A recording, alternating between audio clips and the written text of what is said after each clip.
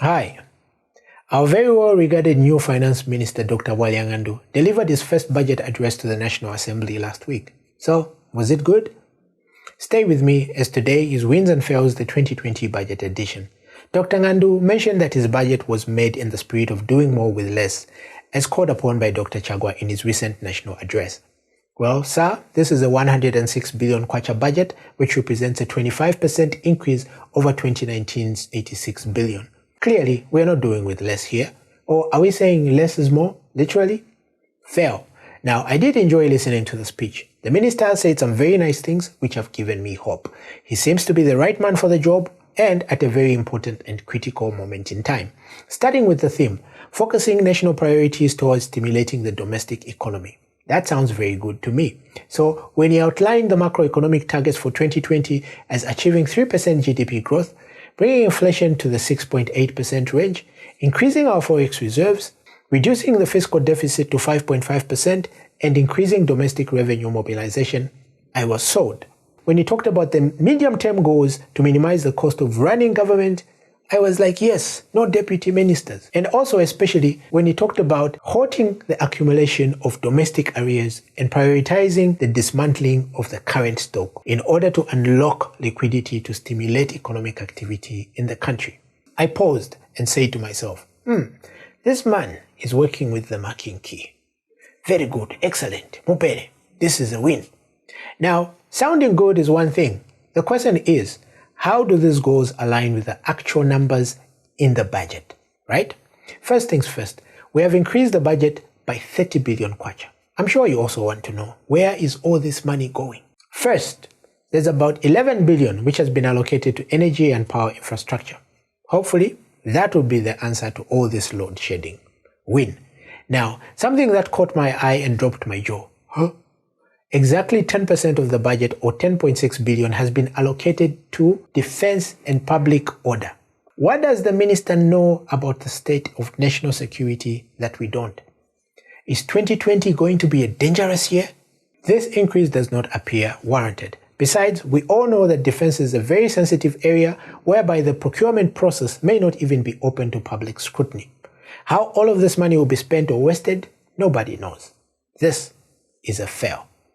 See, if we have learned anything from the FIC's strange reports, our procurement system is broken. We have often heard justification for inflated pricing as it was the best evaluated bid, using some very vague technical analytics. The Ng'andu budget contains something which proposes to tackle the root of all these problems. It proposes to revise the Public Procurement Act to provide for reference pricing. See, the current Procurement Act seems to contain some loopholes which have been exploited at a great cost to the country. Now, with reference pricing, hopefully we should be able to still maintain high standards, but also eliminate the loopholes which have been used to justify us buying what Lucky Mulusa once termed as wheelbarrows for $1 million each. If we can have this revision in place by January 1st, then this would be a win. But I am going to reserve my ruling for now. They say that the devil is in the details, or the numbers in this case. What if I told you that another 10% of the budget has been allocated to road infrastructure? That represents a 60% increase over last year's allocation. But how is this doing more with less? I believe a lot of people, myself included, are happy with the road infrastructure that has been delivered so far. But it is this unchecked expenditure on infrastructure that is one of the reasons why we are drowning in debt, not climate change. Besides, as we all know, about 80% of this allocation will likely be paid to foreign contractors who will want to repatriate their profits in foreign currency, thereby maintaining the pressure on our exchange rate. Fail. Then strangely, at a time when we are faced with threatened food security, what does the minister propose? To reduce the allocation to the Farmer Input Support Program and the strategic food reserves by as much as 40% as a proportion of the total budget. In real number terms, the allocation to these food security budget lines is being reduced by more than 320 million kwacha. So food, that is where we must now do more with less. We must just tighten our belts. This is a fail. And then in efforts to keep more of what we collect, the minister has proposed to disallow VAT claims on some consumables. and also to reduce the VAT which is claimable by mining companies on electricity and diesel by about 20%. You see, VAT refunds have been a constant headache for us. Hopefully, these proposed changes and upgrades to the implementation framework will make the process a lot smoother going forward. Win. And finally, the big one. The minister has allocated just 2% of the budget towards dismantling domestic arrears. To put that in perspective, it is 2.3 billion.